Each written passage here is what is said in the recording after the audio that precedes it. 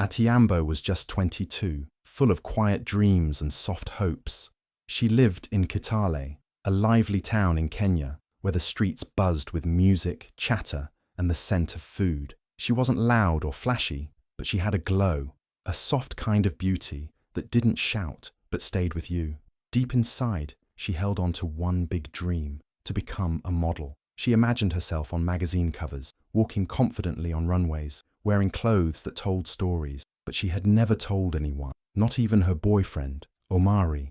Omari was the kind of guy people listened to, confident, always cracking jokes, the center of every group. One sunny afternoon, Adhiambo joined him and his friends for a casual hangout. They were laughing, sharing stories, and then the conversation shifted. Someone jokingly asked Omari if he'd ever marry Adhiambo.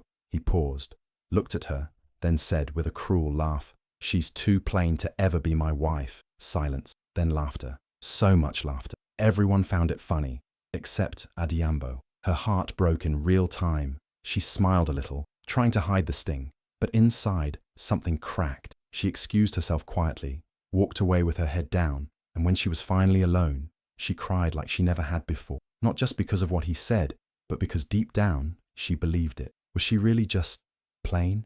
That night, lying in bed, her pillow soaked with tears, a strange fire started to grow inside her. It wasn't loud or angry. It was steady, warm, and full of promise. She thought about what Omari said, the way people laughed like her dreams didn't matter. And then a voice inside her whispered, "What if he's wrong? What if you're not plain? What if this pain is the start of something bigger?" She couldn't sleep. Her mind was racing. For the first time, she didn't just dream of being a model. She decided. She didn't know how, or when, or where, but she knew she would. That pain had lit a fire that couldn't be put out. The next morning, something had changed. Her eyes were still swollen, her heart still sore, but she stood a little taller.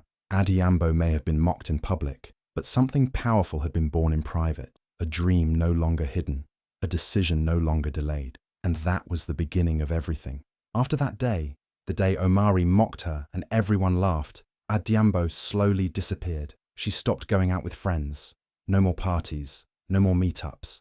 She didn't explain herself. She just quietly left the noise behind. One evening, she opened her phone, looked at her photos, scrolled through old posts, and then did something bold. She deleted everything. Her Instagram, gone. Facebook, gone. It felt like erasing the version of herself that had always waited for people's approval. At first, the silence was heavy. She would sit alone in her room, wondering if she had made a mistake. Her phone barely lit up anymore. No likes, no DMs, no calls asking where she was. The loneliness stung, but inside that stillness, something started to grow. She no longer cared who was watching. Now, it was just her mirror, and her dream. She began practicing modeling in the simplest way, by watching herself. Every night, she would stand barefoot in front of the mirror, trying different poses. She'd tilt her chin, shift her shoulders, hold her stare a little longer. She wasn't just copying what she saw in magazine, she was studying. She watched old fashion shows on a cracked laptop, pausing scenes, rewinding them, paying attention to the way models moved like music. She mimicked their walks in her hallway, balancing books on her head, learning grace without ever stepping into a runway. She didn't have designer clothes or fancy makeup. She used what she had: old scarves, her mother's earrings, cheap lipstick from the market. But when she looked at herself in the mirror, she didn't see a plain girl anymore. She saw potential. She saw power. Nobody cheered for her. Nobody posted "proud of you" in the comments. But every time she hit a new pose or nailed a walk, she smiled at her reflection like it was a trophy. When no one clapped, she clapped for herself. That silence became her strength. No distractions, no opinions, just hard work, late nights, and a quiet promise: I will not let their laughter define me. Every day, she became sharper, stronger, hungrier. She wasn't waiting to be chosen anymore. She was choosing herself. In the world's eyes, it may have looked like Adhiambo had vanished, but behind closed doors, she was building something powerful, something sacred. She was no longer the girl waiting for love, or praise, or validation. She was becoming the woman who didn't need any of it. And one day, when the world looked for her again, they would see someone completely different. For weeks, Adhiambo kept practicing in silence. Her mirror became her best friend. Her bedroom became her runway. But no matter how much she improved, doubt kept whispering in her ear. Who do you think you are? No one's watching. No one cares. Sometimes she almost believed it. Sometimes she wanted to quit, but then she'd remember that day. Omari's words, the laughter, the sting in her chest. And every time she remembered, her fire burned hotter. One evening, after hours of posing and retaking photos, she stared at a single image on her phone. It wasn't perfect, but it was bold. She wore a plain black dress and had wrapped a bright kitenge scarf around her head. Her eyes were fierce.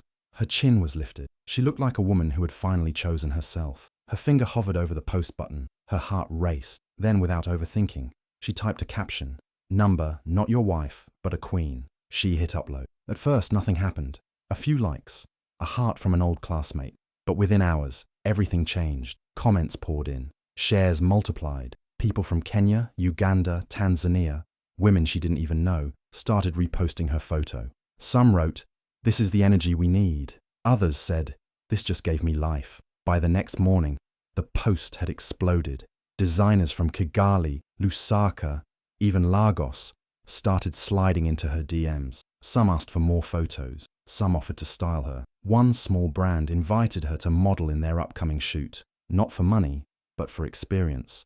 Adhiambo didn't hesitate. She said yes with a full heart. She didn't care about the paycheck. She cared about the chance. She showed up to the shoot with second-hand shoes, no manager, and her usual quiet confidence. But the moment she stepped in front of the camera, something magical happened.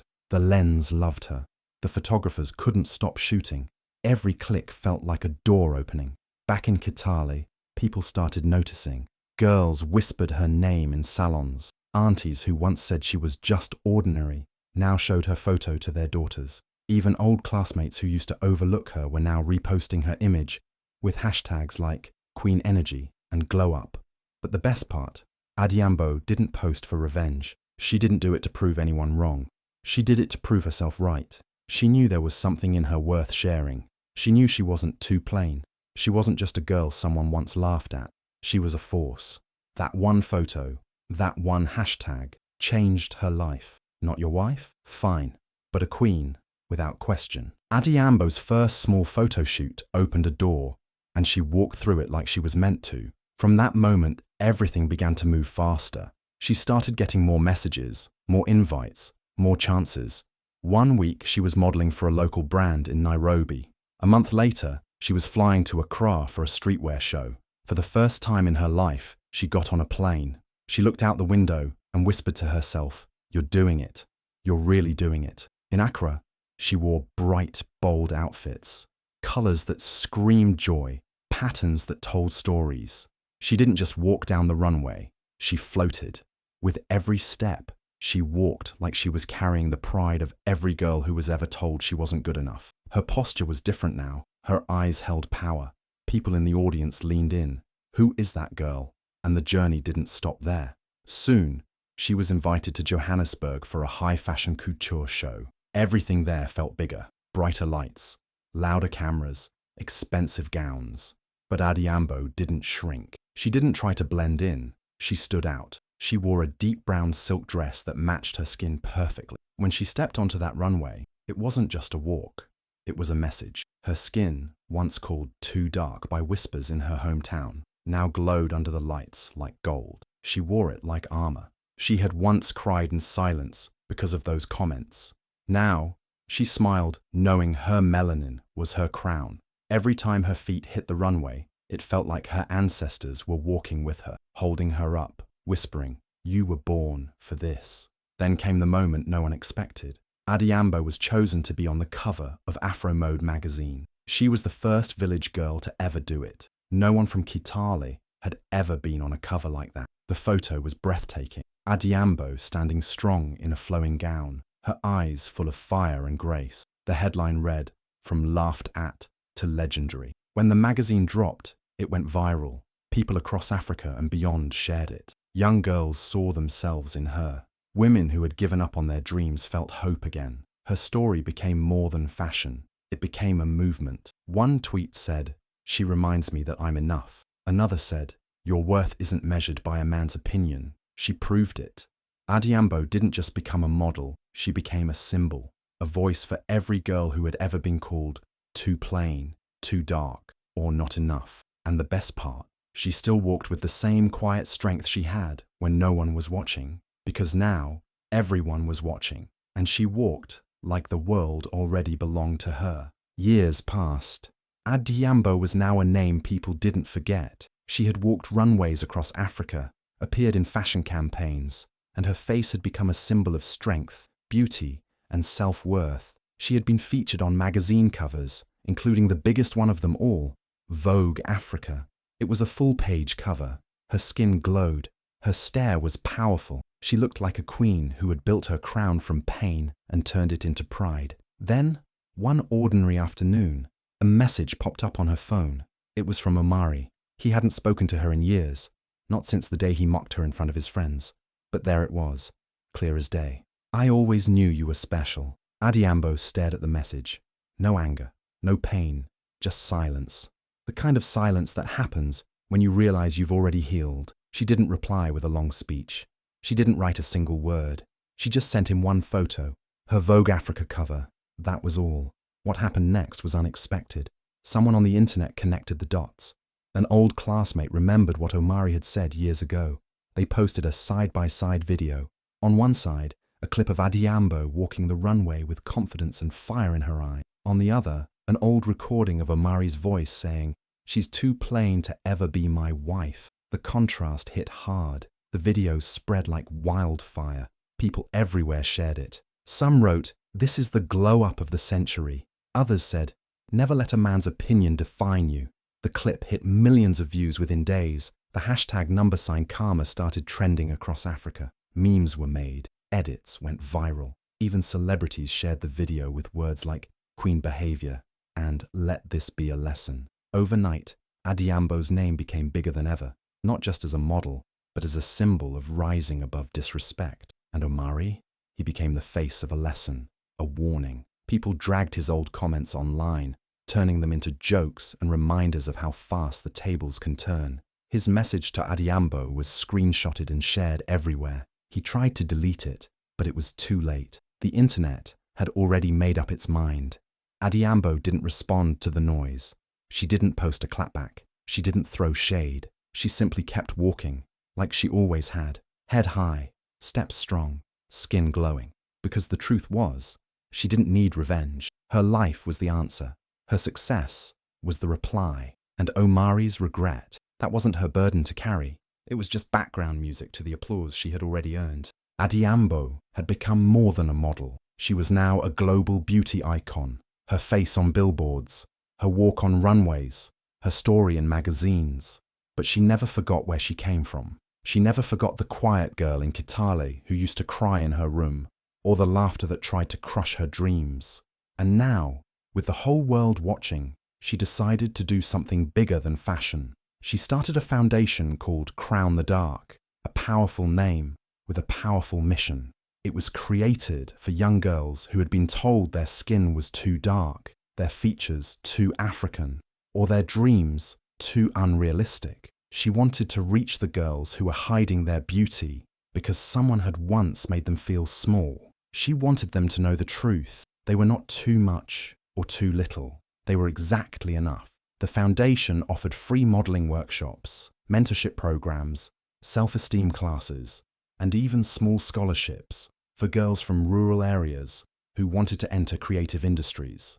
It wasn't just about fashion. It was about freedom. It was about handing the mic to the girls no one used to listen to. One sunny morning, Adhiambo returned to Kitale, not for a show, not for a shoot, but to visit her old school, the same place where she used to sit in the back, dreaming silently, too afraid to speak up. Now, she stood at the front of the assembly hall, dressed in a simple white dress. No heavy makeup, just her and her truth. The hall was packed. Girls leaned forward. Teachers watched with pride. Even a few boys listened quietly. Adhiambo looked around and smiled. She wasn't nervous. She was ready. "I used to walk these halls feeling invisible," she told them. "I was called plain. I was told I'd never be good enough. But I want you to know, what others see in you is never more important than what you see in yourself." Her voice didn't shake. It carried power because it came from pain and growth and healing. Some girls cried. Some stood and clapped. Everyone felt something shift. That day, Adhiambo wasn't just a model. She was a mirror, showing every girl in that room what was possible. The girl who was once mocked, she became a movement. The girl who was once rejected, she became every screen's reflection, every caption of confidence, every young girl's reason to believe again. And she didn't build her throne to sit on it alone. She built it to make room for others, one crown at a time.